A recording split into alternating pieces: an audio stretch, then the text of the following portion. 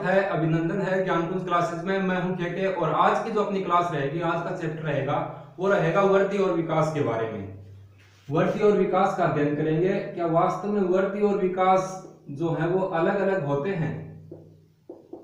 आमतौर पर देखने में लगता है कि वृद्धि और विकास एक ही चीज का, एक ही वस्तु का नाम है, लेकिन ऐसा नहीं है। वृद्धि और विकास अलग अलग पहलू हैं दो।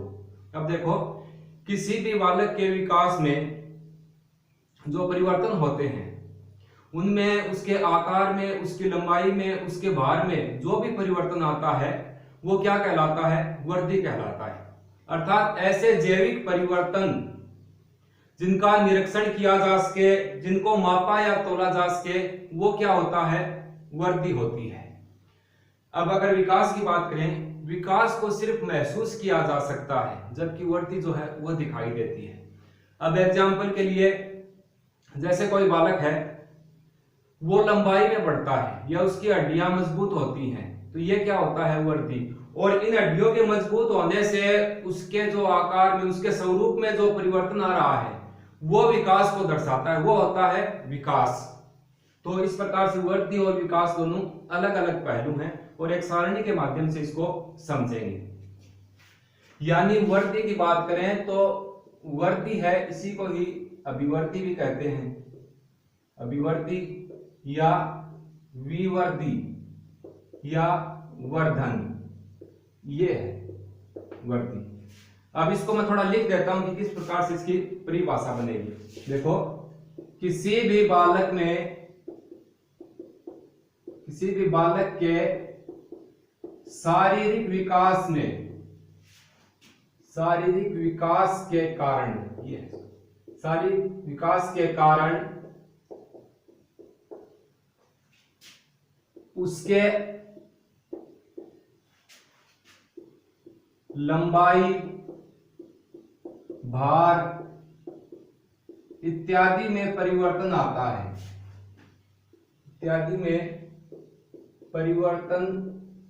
है, वो क्या कहलाता है? जो वृद्धि कहलाता है। ये बात हो गई, समझे? किसी भी बालक के शारीरिक विकास के कारण उसकी लंबाई, भार इत्यादि में परिवर्तन आता है तो वो वृद्धि के अंतर्गत आता है, उसे कहते हैं वृद्धि हुई है। यानी इसको ये लिखे, अर्थात ऐसा जैविक परिवर्तन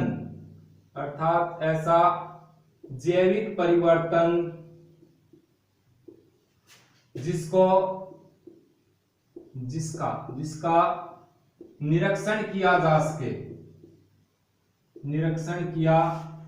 जा सके तथा मापा व तोला जा सके,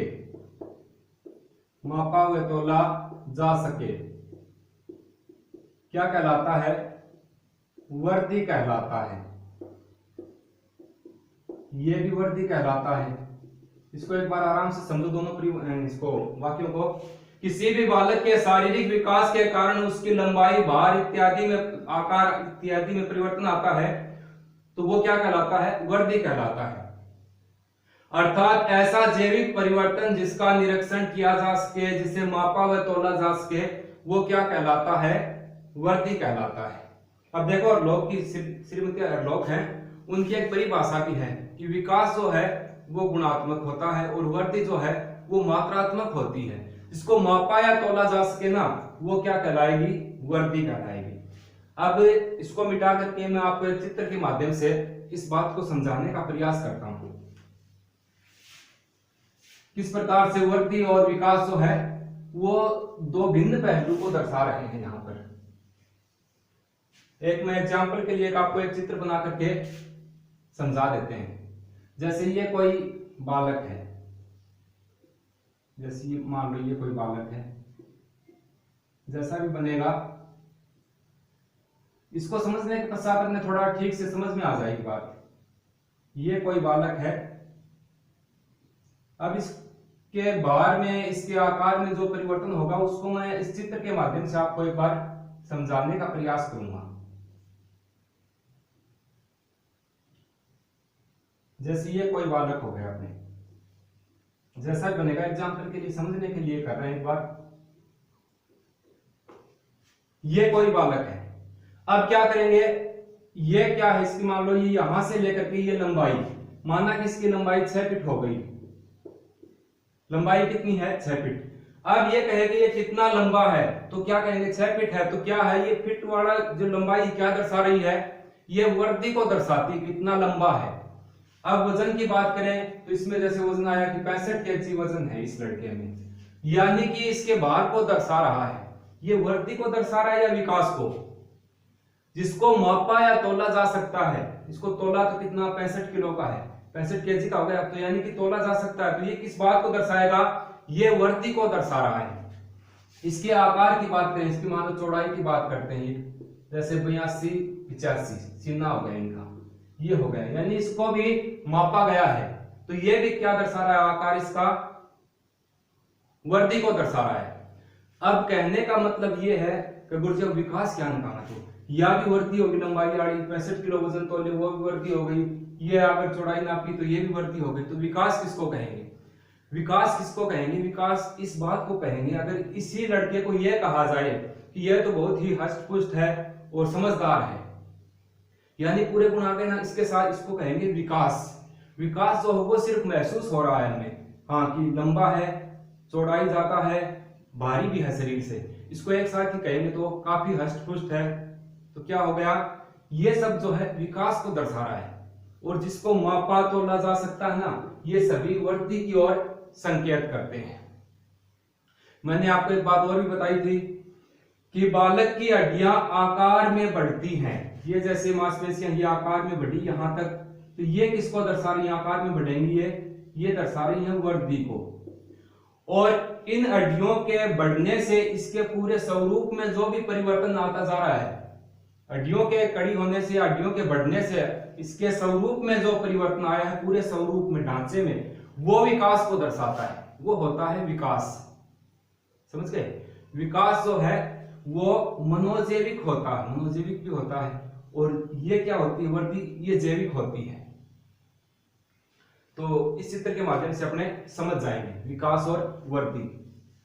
अब आगे चलते हैं, एग्जाम में लगभग क्वेश्चन इसमें से आ जाते हैं, इनमें भिन्नता पूछ लेते हैं कि निम्न में कौन सा वर्दी को नहीं दर्शाता है, इस हिसाब का कोई क्वेश्चन जो है वो आएगा एग्जाम में। देखो, ऐसा जैविक परिवर्तन जिसको मापा या तोला जा सके वो क्या होता है, वो तो होगा वर्दी। और विकास की बात करें, माना कि कोई बालक है, उसकी हड्डियां आकार में बढ़ रही हैं, तो वो तो होगा वर्दी, और उन हड्डियों के बढ़ने से उसके पूरे शरीर में, उसके आकार में, उसके स्वरूप में जो भी परिवर्तन आएगा वो होगा विकास। तो ये वर्दी की परिभाषा मैंने आपको लिखवा दी। अब बात करते हैं वर्दी और विकास में क्या क्या अंतर हो सकते हैं। एक बार विकास की भी परिभाषा है, अगर कोई बच्चा उतारना चाहे तो उतार सकता है। बालक की हड्डियां, बालक की हड्डियां आकार में बढ़ती हैं, आकार में बढ़ती हैं, जो वर्दी को दर्शाता है, यानी कि उसकी हड्डियां आकार में बढ़ेंगी तो क्या होगा, वो वर्दी को दर्शाएगा। उन हड्डियों के बढ़ने से उस बालक के स्वरूप में जो परिवर्तन आया है, स्वरूप में जो परिवर्तन आया है, जो परिवर्तन आया है वो विकास को दर्शाता है, विकास को दर्शाता है। ये है परिभाषा विकास की।